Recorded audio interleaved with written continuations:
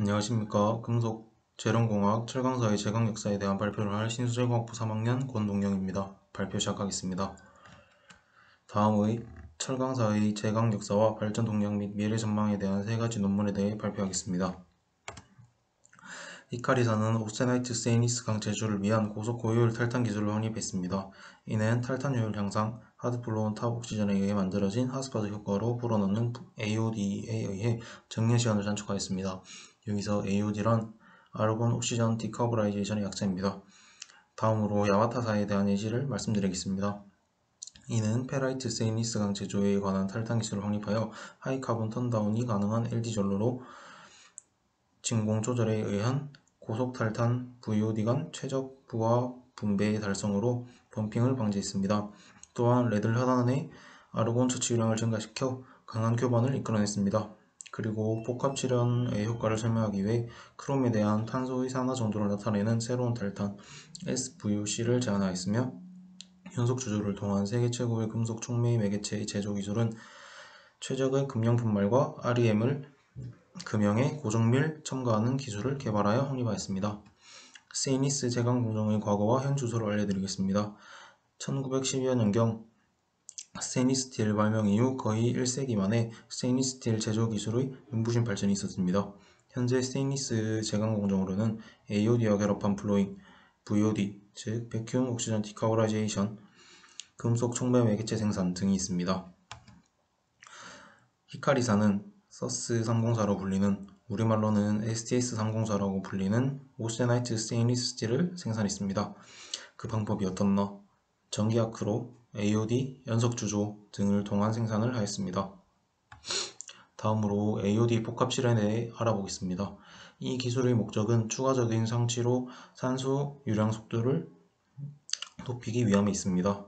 이는 기존의 상치 공정의 패스 표면 수축 비율을 0.05 이하로 소프트 블로잉을 가했다는 차이점이 있습니다. 그렇다면 어떻게 발전했나? 실제 공정에 적용하여 저치와 동일한 산소 유량에서 탈탄율과 효율을 계산하였습니다. 이때 순행식 라발 노즐 렌스는 하드 상치용으로 채택했습니다. 역사적으로 철강 정연 기술의 발전에 대한 어떤 노력을 한지 보게 되면 지난 20여 년간 여러 조치를 취했고 개별 공정에 대한 상이한 기술을 개발하였으며 철강 정연 분야의 운영 등을 개선하였습니다. 이는 지난 20여 년간 정연 기술과 기술 발전 동향의 주요 쟁점입니다. 첫 번째로 탈항은 탈인으로부터 분리되었으며 탈인은 탈탄으로부터 분리시켜 용선 예비 처리를 재구성하였습니다. 이에 따라 예비 탈인 반응 효율이 증가했으며 부원료 비용 및 슬래그 배출량이 감소하였습니다. 그리고 강제의 수요가 증가함에 따라 생산 능력과 열 허용량을 증가시키고 연료 성장의 유연성을 확보로 용선 예비 처리를 높은 레벨로 유지하였으며 환경 문제에 대한 심각성으로 불소를 사용하지 않는 정연 공정 개발 및 높은 생산성을 유지하며 이산화탄소 배출량을 줄이기 위한 에너지 절약 및 공장에서의 분진 배출 억제 등이 있습니다. 우선 용선의 탈항에 대해 말씀드리겠습니다. 용선의 탈항은 탈인과 동시에 수행하거나 탈인 후 동일한 베슬에서 수행되곤 합니다.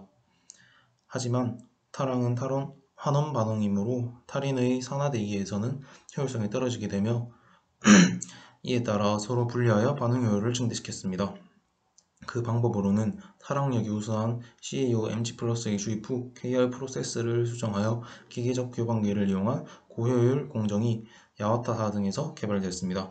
그 결과 TLC에서 방출 직후 레들에서 고온인 상태로 탈항의 반응 효율을 증가했습니다. 또한 탈항 슬래그를 소결 공장에서 재활용하여 원가 절감 등이 기여했습니다. 다음으로 탈인법에 대해 말씀드리겠습니다. 탈인법은 원래 TLC 또는 레들에서 용선 예비 처리를 통해 저황, 저인, 강의 안정적인 생산이 가능하였으나 전로의 탈탄을 위한 열 허용량이 감소해 고철의 사용 비율이 제한되었습니다.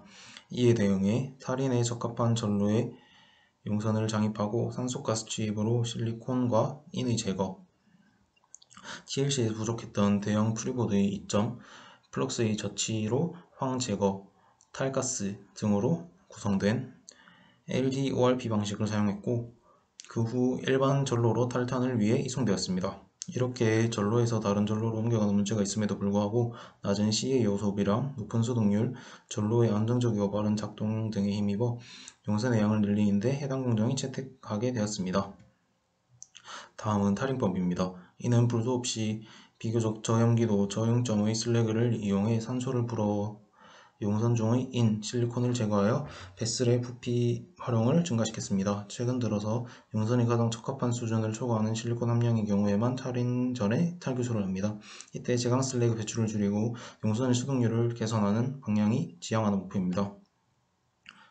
앞서 살펴본 공정의 분리는 4대 강제 정령 공정의 반응 효율을 향상시켰으며 이 과정에서 발생한 슬래그를 분리, 회수, 재활용하여 비용과 슬래그 방출을 줄였습니다. 다음 그림은 각 회사별 정년 진설입니다. 다음으로 제품 생산 증가와 비용 절감입니다. 총 3가지 포커스가 있습니다. 우선 용선 예비 처리 비율을 높은 수준으로 유지하되 생산량을 늘리는 것을 목표로 전로 생산 능력을 증가시키며 원료 선택의 유연성을 향상시키고 열 효용량 증가에 따른 용선 비율이라고 하는 HMR의 감소 등입니다. 그렇다면 왜 이런 데 초점을 맞추냐? 그 이유는 불소 사용 제한으로 인해 전로를 사용해 용선을 탈인해야 되기 때문입니다. 그 결과 전로형 용선 예비 처리에서 제공하는 열적 허용량 증가로 HMR이 감소하여 용선 탈인이 가능해졌지만 탈인은 전로의 공정을 거쳐 전로의 생산 능력이 감소했다는 단점 또한 있습니다. 전로에서 생산 능력 증대의 방법으로는 3가지를 볼 수 있습니다. 첫 번째로 열 허용량 증가가 있고 작업 비율 증가가 있으며 사이클 타임 단축 등이 있습니다.